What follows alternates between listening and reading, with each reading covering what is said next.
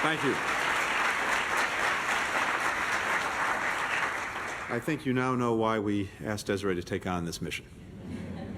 We've unleashed her on the world, and it's having a powerful impact.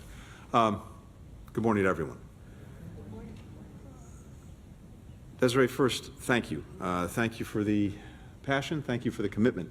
Thank you for the tenacious energy that you are bringing to this mission, our first ever Special Representative for Racial Justice and Equity.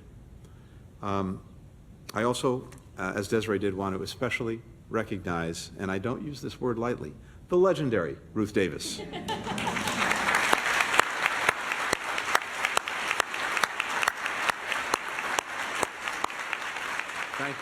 Thank you for honoring us with your presence today.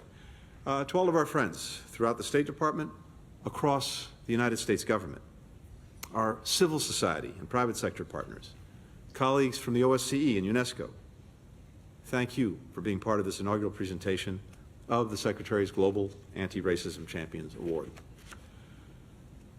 It's quite simply humbling and inspiring to share this stage with these remarkable individuals.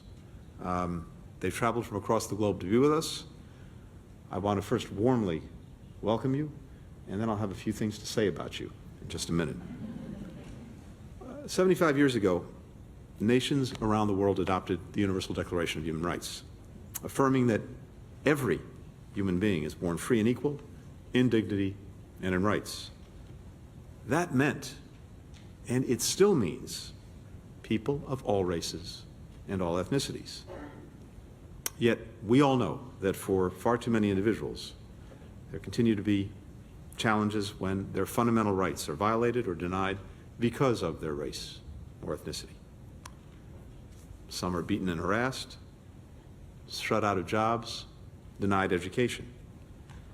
Some bear the brunt of crises like climate change and epidemics, yet are often excluded from decisions about the very issues that affect them the most and deprived of the support that they need to shoulder the impact. As you've heard from Desiree, President Biden has made advancing racial equity and justice for underserved communities, for LGBTQI+ people, people with disabilities, religious minorities, a core priority of this administration. It's why he signed a landmark executive order on his very first day in office, directing the entire federal government to put its full weight and resources behind this imperative, both here at home and around the world. Here at the State Department, we're carrying out an ambitious plan driven by Desiree to embed racial equity into our programs and policies, among other efforts to promote equity. That includes everything from engaging a wider range of stakeholders to ensuring that our foreign assistance programs empower marginalized groups. Our focus reflects what I think is a long overdue recognition that a more equitable foreign policy is also a more effective foreign policy. If entire communities are denied opportunity, that holds back an entire nation's economic potential. When certain groups can't access vaccines and treatment, that hinders our ability to prevent, to detect, to respond to global pandemics. When individuals don't see themselves reflected in the governments that are purported to represent them, that undermines faith in the system and in our democracies. In other words, racism, discrimination, these are not only morally wrong, they make our world less safe, less stable, less prosperous, and that goes directly to the interests of the United States. Our shared goal of advancing racial equity and combating racism, racial and ethnic discrimination, xenophobia, only possible because of the extraordinary courage and commitment of our civil society partners on the front lines. And today, as you heard from Desiree, we wanted to make this an occasion to recognize 6 of these exceptional leaders, representative in so many ways of so many people who are out there every single day with extraordinary courage, extraordinary commitment, extraordinary conviction, but also, as Desiree said, truly exceptional in their own rights. Indigenous lawyer Kari Guajajara is a force of nature on behalf of nature. Kari and her community in the Brazilian Amazon face constant threats from illegal loggers, miners, poachers.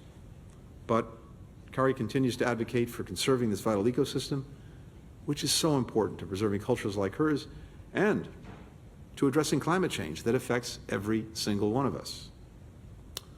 For a quarter century, Oswaldo Bilbao Lobaton and his Center for Ethnic Development have promoted the rights and the visibility of Afro-Peruvians. Oswaldo's work has significantly increased how many Afro-Peruvians identify themselves in Peru's census. Now, this may sound like a matter of detail.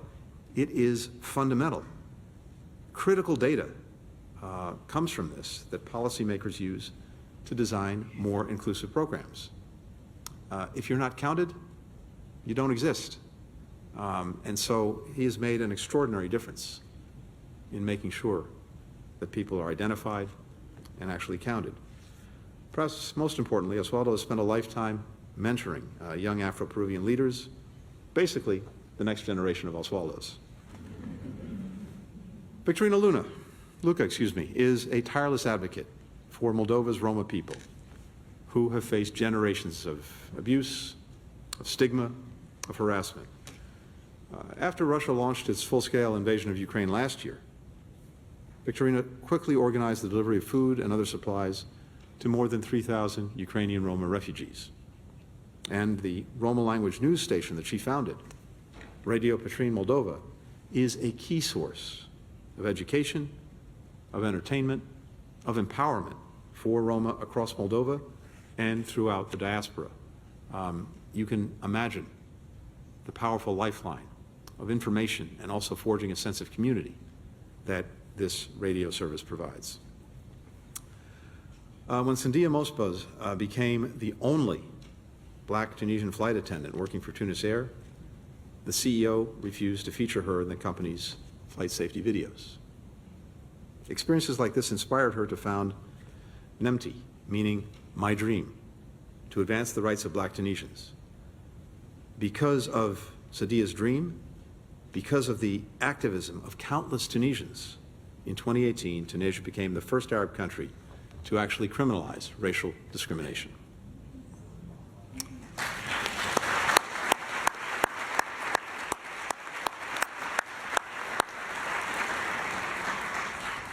As the head of Nepal's Dalit Society Development Forum, Saswati Nepali has spent more than 20 years standing up for the rights of Dalits.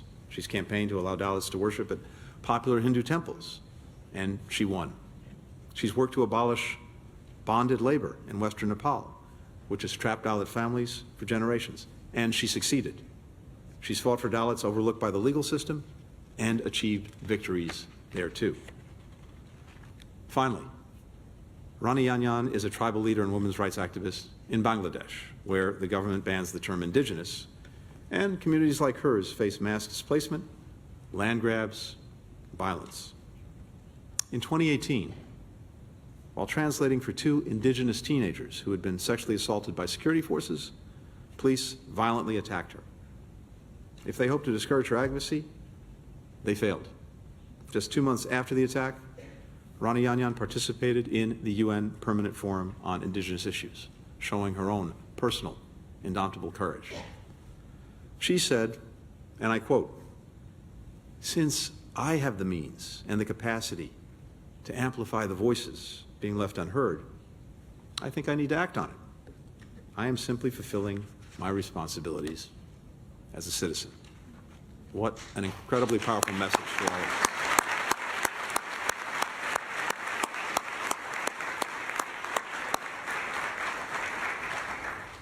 So to each and every one of you here with us today, we're lucky to have you.